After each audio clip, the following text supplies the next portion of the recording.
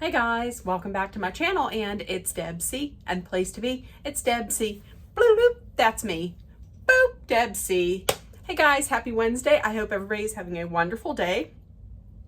I know I am, because I have the day off today. Yes, I am in my underground lair, in my office, but I'm not taking care of any of that. I'm not doing any of that. I'm doing this. So it has been a wonderful day. I hope, like I said, I hope everybody is having a great week. We're halfway there, and a great day. So let's talk about two things. Number one, look at my new glasses. Check them out. Well, actually, they're not new. They're frames that I had from before, and I like them so much that I decided to save some money and just get the new prescription, the new lenses put in these. So these are new. I'm deciding to keep them on. And the second thing that we're going to talk about is the reason why you're here. It's not for an eyeglass reveal. It's to hear me talk about and rant about the McBee Dynasty. Okay, we're going to talk about season 2, episode 2. 2 and 2. So let's get into it. We pick up where we left off the week before. Last week, Casey was going to the hospital. So Jesse and Allie are having like a dinner, like a barbecue at their house, one of their houses. And Calla comes in with her protein brownies, and then all of a sudden Casey is like real worked up, like her heart is bothering her. So Cole and JC and Allie go to the hospital. Listen, they're trying to get out. They're trying to get out of, like, I don't want to say, they're trying to get out of the driveway. Here comes Steven Jr. in his meat wagon. Okay, so Steven Jr. is all about making sure that nobody needlessly spends any money that isn't necessarily needing to be spent. Like, don't go out there and spend all kind of money. Cole, why did you go behind my back and buy this other farm up? We have to, we're always hearing about it. In 50 days, we got to come up with $6 million. What are you doing spending all this money? Beep, beep, motherfucker, here I come in my meat wagon that costs 6 figures. I want to show off my meat wagon that costs 6 figures. I'm just saying, did anybody else catch on to that? You know, but like I said, he's screaming at Cole about buying some farmland without him knowing. But you got to pull up in your 6-figure meat wagon. Okay, so they go to the hospital. 2 hours later, Allie calls and is like, listen, they took the vitals. Casey's vitals are okay. They did, what am I saying, a Doppler? Is that what they do on a baby? Anyways, they checked the baby. Baby is fine. She's not having any more heart palpitations. And they were like, was she feeling better when she went? She was like, yes. When she got into the car, into the truck, she was feeling better. She was feeling better. Maybe an anxiety attack. Listen, that's what I thought. Whenever Calla came in and she all of a sudden started like breathing heavily and like hyperventilating, I was like, is that a panic attack? Is that an anxiety attack? She was that scared of Calla, but yeah, everything is fine. There's no more chest palpitations. So here's the deal. I'm surprised they didn't make a toast to the fact that Cole and all the others beat out having a teen pregnancy. Like, that was the Calla's like, oh, so that's an accomplishment then. What an accomplishment. Like, maybe we should put on, that's what we should put on Cole's headstone, that he didn't have a teen pregnancy. All right. So listen, the next scene was with Allie and Jesse. Allie is at their city home. Jesse is at their house on the farm. They don't see a lot of each other. Like, they're engaged, but they don't spend a lot of time together. Listen, I'm going to tell you, I would spend some time with Jesse. He's fine. The only thing that gets me about Jesse are his teeth. His beautiful teeth, but I feel like they're veneers. Like, does anybody else, like, I think he is the best looking out of all of the brothers. But honestly, his teeth look almost like too veneerish. You know what I don't know, I'm just saying he's still beautiful. But they don't spend a lot of time together. And that's because, like, this city house is about an hour and a half away from the farm. So Jesse has to be closer to the farm. But then Allie stays at the city house because it's closer to her family and her friends. And when I heard that, I was like, oh, well. But then Allie is a nurse practitioner. So her work is in the city. So she can't be driving an hour and a half every day. Like, an hour and a half to and from, an hour and a half, that's 3 hours that you would be driving every day. Am I doing the math? I'm doing the math right. That's 3 hours. That is 3 hours. Clap for me that I did the math. Okay. So, they've been fighting a lot about that because he doesn't go to the city house much. She doesn't go to the farmhouse that much. So this is something that's going to have to get worked out before they get married. And from what I understand, they do have a child now. So that, like, has to be worked on. Okay. So Calla goes to a function. She goes to, like, this brunch thing with, she meets up with Galena. Now, Galena, she's been spending a little bit more time with Galena and less time with Steven's family, just because of this whole divide of, like, when she lost her sister, nobody called her. I don't blame her. Also, Cal's been befriending Galena a lot more because kind of everybody in the family is ghosting her, I guess, after the fallout between her and Steve Sr. But listen, I'm going to tell you, Galena is taking this breakup hard. Like, she is really having a hard time with this. But the one thing that is holding on through this whole thing is her delusion. Like, her delulu is real. Like, she was talking to Calla and she's like, I thought we were going to be together forever. He said he wanted to spend a life with me. He never said that. Listen, Steve Sr., he's a trash bag human. He really is trash. But I will say, he did say from the beginning, from Jump Street, that he didn't want to settle down and he didn't want to, like, live with anybody. That being said, now that I think about it, why is he moving Masha in there? I mean, but you think about it again, he's gonna be way in prison, so he ain't living. He's not gonna be living with any woman. So, okay, there we go. Yeah, but I don't understand. Like, she's just delusional. But I'm gonna say this. One thing that came to mind when I was thinking about this was the quote: "You'll lose him how you got him." Galena got Steve by Steve cheating on Christy. How'd you lose him? He cheated on you with your best friend, Masha. You'll lose him how you get him. I say that all the time. Okay. So they're at this function. There's eligible men. Galena's single. So,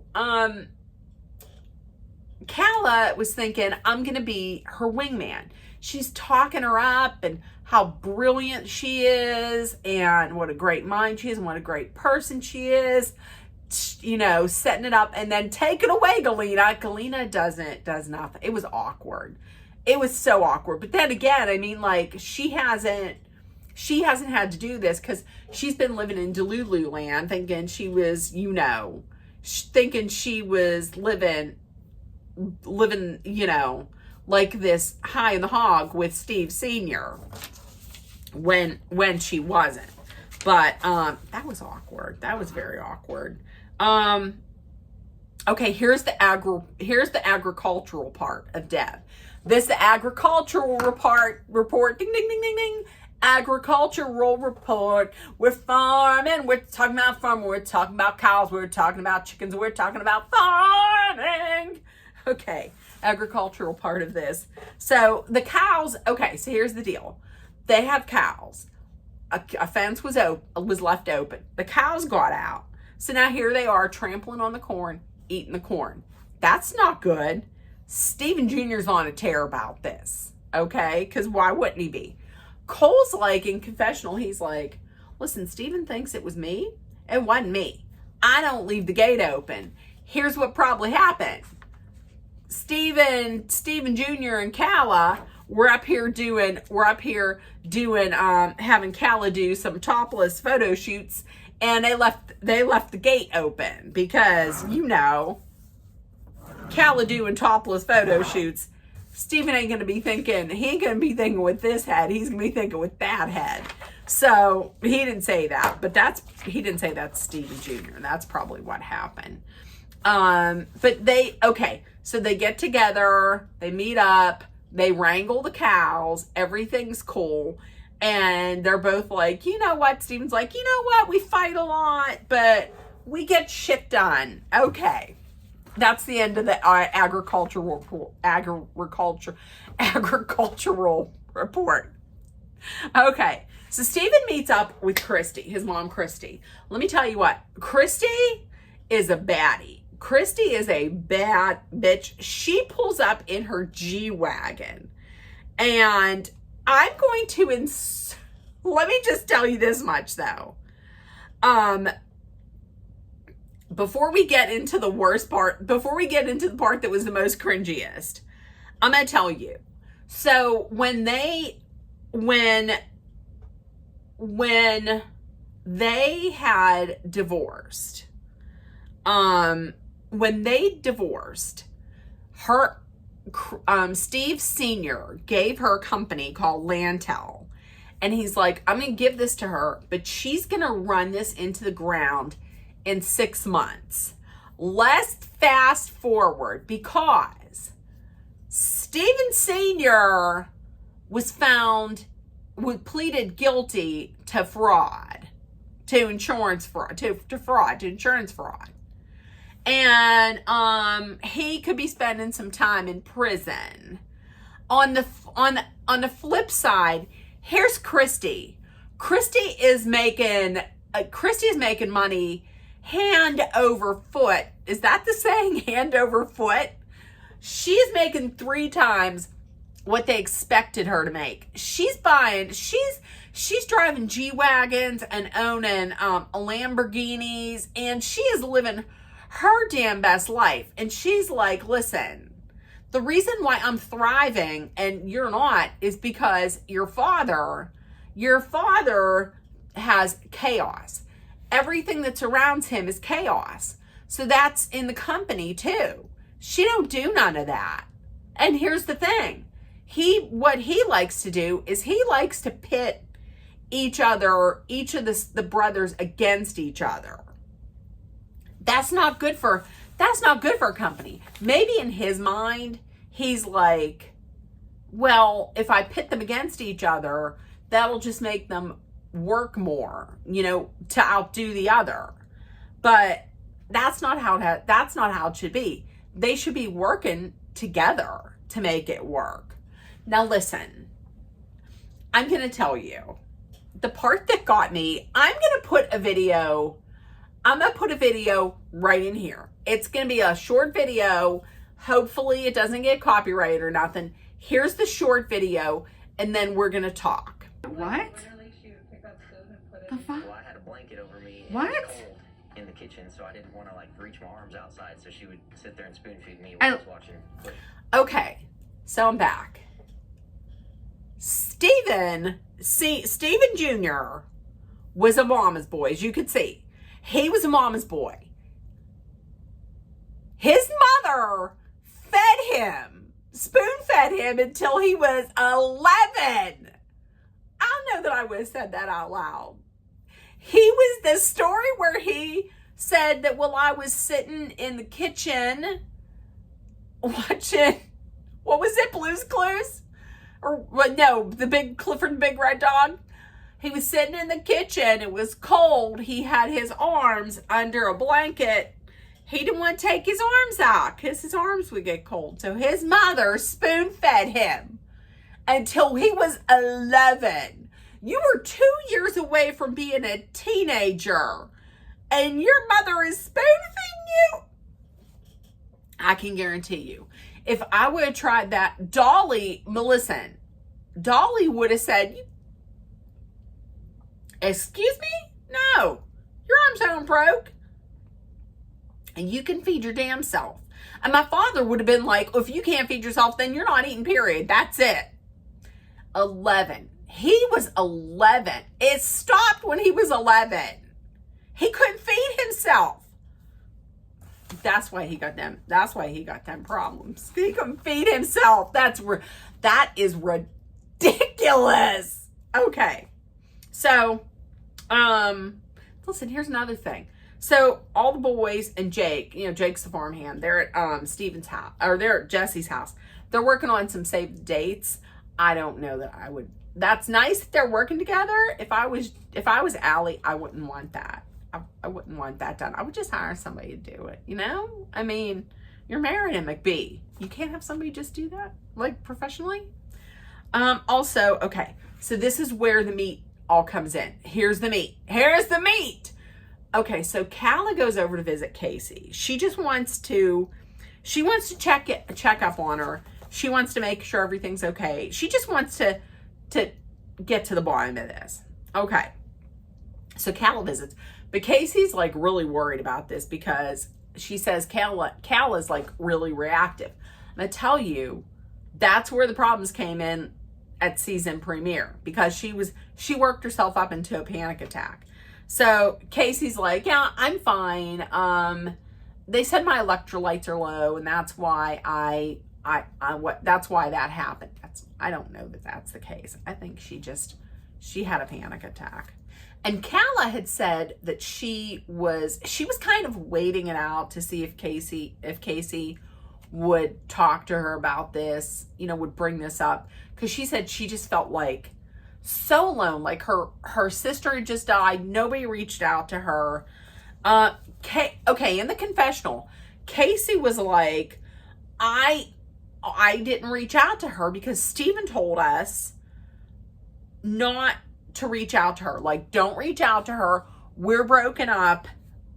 Don't reach out to her. Casey was like, I apologize.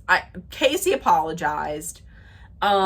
She said, and Casey was like, listen, I texted Steven with sympathy, with my condolences, to offer sympathy and condolences. And Calla was like, well, Steven never told me that. He never told me any of this. So she's really confused. Casey says that, listen, I want to bring something up with you too, because Steven told us that you called Cole and Jesse hillbilly yeehaw fuckers. Let me get that again. Hillbilly yeehaw fuckers. So, Cole was like, or Calla was like, listen, I didn't say it that way. I didn't say hillbilly yeehaw fuckers, but I did call them hillbillies. Meanwhile, then she's like, yeah, I called them, but I'm a hillbilly in confessional. She's like, but I'm a hillbilly too, because I live up here. Girl, Callie, you're not a hillbilly. I guarantee you, you're not a hillbilly. You're not. I mean, nice for you to say that, but you're not. So Calla did text to Steven that they were hillbillies. And then in turn, he read that out to everyone, like including Christy, including the mother. And then he told Casey that, listen, Calla doesn't like any of you, so don't talk to her. Here's my opinion on this. Casey, you're a grown woman, okay? You could have just been like, listen, thanks for telling me this, but I'm going to still talk to her. I'm going to offer my sympathies, because she's like, I wish I would have offered you sympathies, but he told me not to. You're a grown woman. You could have offered sympathies. You could have reached out. But wait, hold up. Because while Steven was telling them that Calla doesn't like them, Steven then was telling her, hey, listen, nobody in my family likes you. And Steven then had always said to her, like, well, you don't want to get to know my family. That didn't make any sense, because the day after Calla's sister passed away, she then flew to Gallatin, to the farm, to be with the family. If she didn't like the family, listen, I think she likes the family. I just think she don't like the father. I don't blame her. So that doesn't make no sense. I think the reason, honestly, why Steven, is that a spider? No, that's not. Is that a spider? No, that's not. ADHD, undiagnosed. I think the reason why Steven Jr. is telling the family their personal stuff, because, listen, Casey was like, Steven, you don't tell the family all your personal stuff between you and Calla. I think the reason why he's telling them that is because all these details is because he wants to pit her against the family, he's just like his father, okay? I think he's doing that because I don't think Steven Jr. wants to be long-term with Calla. I don't think that's the case. I think that's the case. In this instance, I'm Team Calla. So Calla, she's like, okay, cool. Okay, let's not let the men get between us. Bros, hoes before bros. Okay. Calla's steaming. She's pissed. She calls up Steven Jr. and she's like, I'm going to be coming to the farm. She gets there. She confronts Steven Jr. He gets in the car and they sit there and she's like, listen, Casey told me everything. You cut those ties between me and your family at this time when I was at a really low point. Like, my sister had just passed away. You saw how I was struggling. I mean, why did you make that divide? And in the confession, Steven's like, listen, I didn't know what to do because we had just broke up. Her sister had passed away. I didn't know what to do. So listen, rather than you showing some sympathy and some empathy and comforting her, what you do is you instead alienate her from these people that she has been super close with. In this time, like I said, when she needs the support. That makes some fucking sense. So, listen, my opinion, when she was talking and I don't think he was listening. I think in his head he was calculating like what he was going to say. So she's upset. So what does he do? He then comes at her and starts yelling about how you're the most pessimistic person about my family. Sure, they're not the greatest, but blah, blah, blah, blah, blah. And just comes at her. He don't take no accountability, and except in the end when he says, I should have been better. Yeah, you should have been better. He says, I should have been better. Then just gets out the car, and that's it. And what? And then later is just expecting her to just take him back? Okay, so a little bit later on, the whole family is meeting at one of Jesse's houses, including like Braden and Christy. So Christy's not there yet. and neither is Steven Jr. So Casey's like, listen, I told Calla everything. So Steven then comes in. He's like, yeah, I had a great day. It was wonderful and blah, blah. Like, you're not getting any sympathy from me. You're the one who caused all this shit. You're not getting any sympathy from me. He won't watch this, but you ain't getting any sympathy from me. So, and listen, it gets better. Because Calla, I guess Steven was texting shit. Was shit talking Calla to Christy by text. Calla got those texts because his phone is linked up to the iCloud account, and she saw the text on the computer. She screenshotted them, and she screenshotted like 30 of them and then sent them out to the mother and was pissed. Well, you shouldn't have been doing that. Listen, if I learned anything from watching all these trials with Emily D. Baker, that shit what's on your phone, that's going to come back to get at you. So, but listen, I like Christy a lot, but I don't know that Steven's so innocent here. She's like, I see a lot of similarities between Calla and Steven Jr.'s relationship and my relationship with their father. Because in both instances, there was a lot of fighting, and Calla makes Steven Jr. feel crazy, like Steve Sr. did to me. That right there, that happened to your son, that's the actions. That's the consequences of his actions. That's what that is. I know you think your spoon-fed son is perfect, but he's not. He really isn't. These brothers are their father's sons. I mean, because, listen, Steve Sr. doesn't want to live with anybody. That's Jesse. And he cheats. He cheats all the time. That was Cole. I mean, I don't know if Cole is still does it, but he was. And probably Steven Jr. probably does too. Okay, so Steven's on his way home. He calls the house. Cal is there. He's like, I'm coming home. I got some steaks.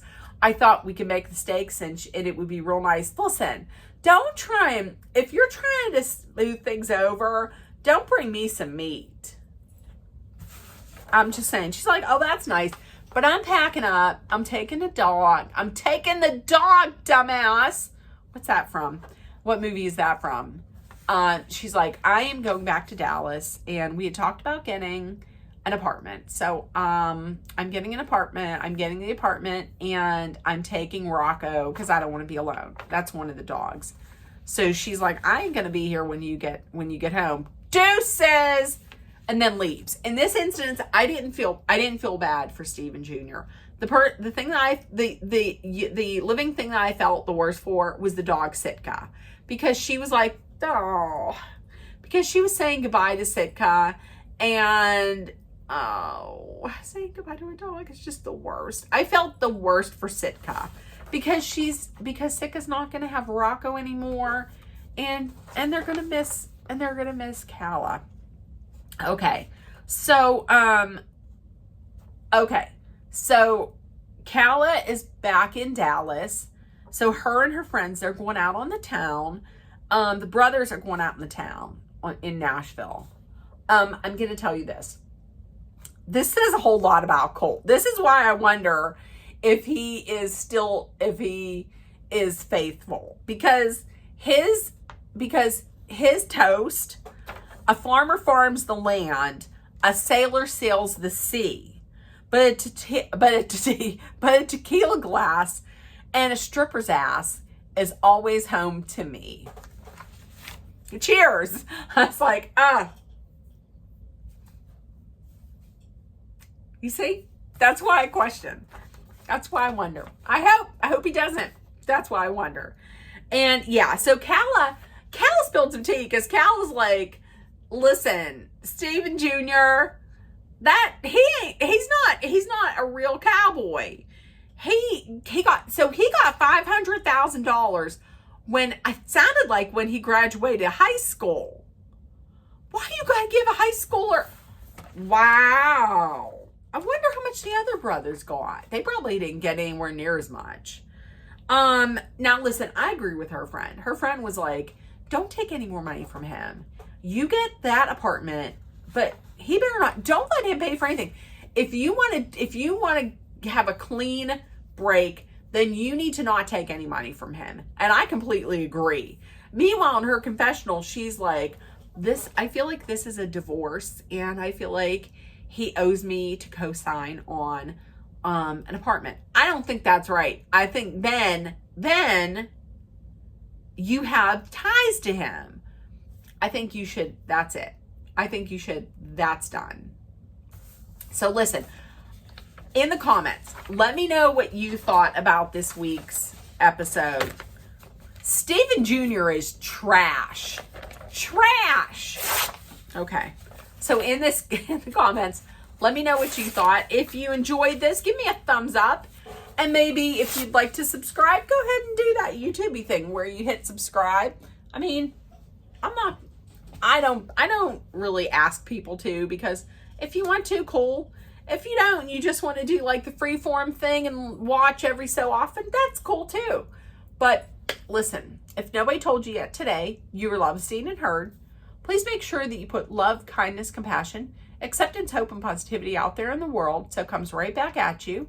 Please take care of one another, and kindness is always free. Please be aware of your surroundings, be smart and safe. Let's hydrate with some water, and please remember that if you're in a dangerous situation, Dolly and I are sending our love, thoughts, prayers, and all the positive energy you need to make it through. Love you guys, and I will see you tomorrow where we are going to do a little Thirsty Thursday sipping review of some loaded beverages. Non-alcoholic. I'll see you tomorrow. Bye, guys. Bye.